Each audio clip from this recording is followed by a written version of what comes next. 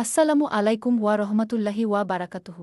প্রিয় দিনী ভাই ও বোনেরা, আমাদের সমাজে এমন অনেক স্বামী আছেন যারা না বুঝেই নিজের স্ত্রীর মনে কষ্ট দিয়ে ফেলেন, কখনো কঠিন কথায়, কখনো অবহেলায়, আবার কখনো অপমানে। কিন্তু আমরা কি কখনো ভেবে দেখেছি একজন স্ত্রীর ভাঙা হৃদয়ের ব্যাপারে ইসলাম কি বলে? আজকের এই গুরুত্বপূর্ণ আলোচনায় আমরা জানব স্ত্রীর মনে অকারণে আঘাত দেওয়ার পরিণাম এবং এ বিষয়ে ইসলামের শিক্ষা। চলুন শুরু করি। স্ত্রীর মনে অকারণে আঘাত দেওয়ার পরিণাম ইসলামিক দৃষ্টিতে ভয়াবহ বাস্তবতা। অনেক স্বামী মনে করেন স্ত্রী তো নিজের মানুষ, একটু কঠিন কথা বললে সমস্যা কি? কিন্তু ইসলাম এই বিষয়টিকে খুবই গুরুত্বের সাথে দেখেছে।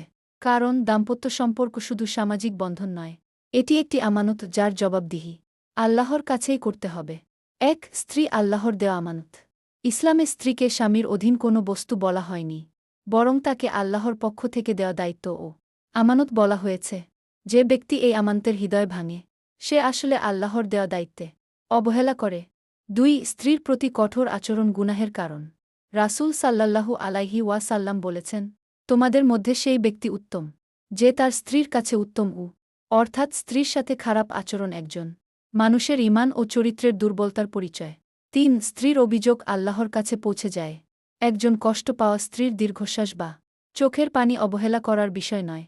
ইসলামে মজলুমের দোয়া, অর্থাৎ যার উপর জুলুম করা হয়েছে তার দোয়া সরাসরি আল্লাহর কাছে পৌঁছে যায়।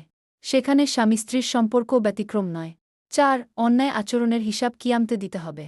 কিয়ামতের দিন শুধু নামাজ রোজার হিসাব হবে না, মানুষের অধিকার নষ্ট করার হিসাবও দিতে হবে।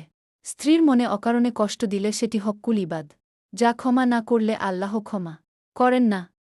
ভালোবাসার বদলে ভয় তৈরি হলে সংসারে বরকত হারায়।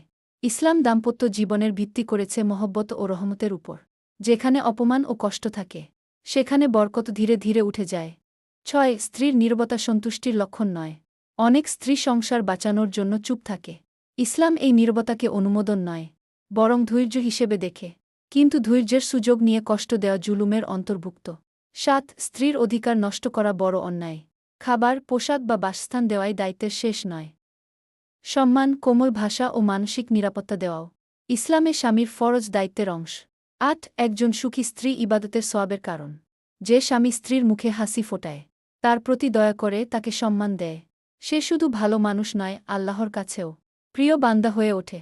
মনে রাখবেন, স্ত্রীর অভিযোগ কোনো ঝগড়ার কথা নয়, এটি অনেক সময় তার ভাঙা হৃদয়ের শেষ ভাষা।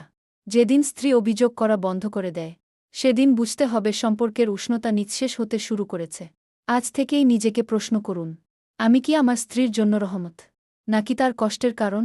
কারণ পৃথিবীতে দেওয়া কষ্ট হয়তো ভুলে যাওয়া যায়, কিন্তু আল্লাহর আদালতে কোনো অনুভূতির বিচার হারিয়ে যায় না।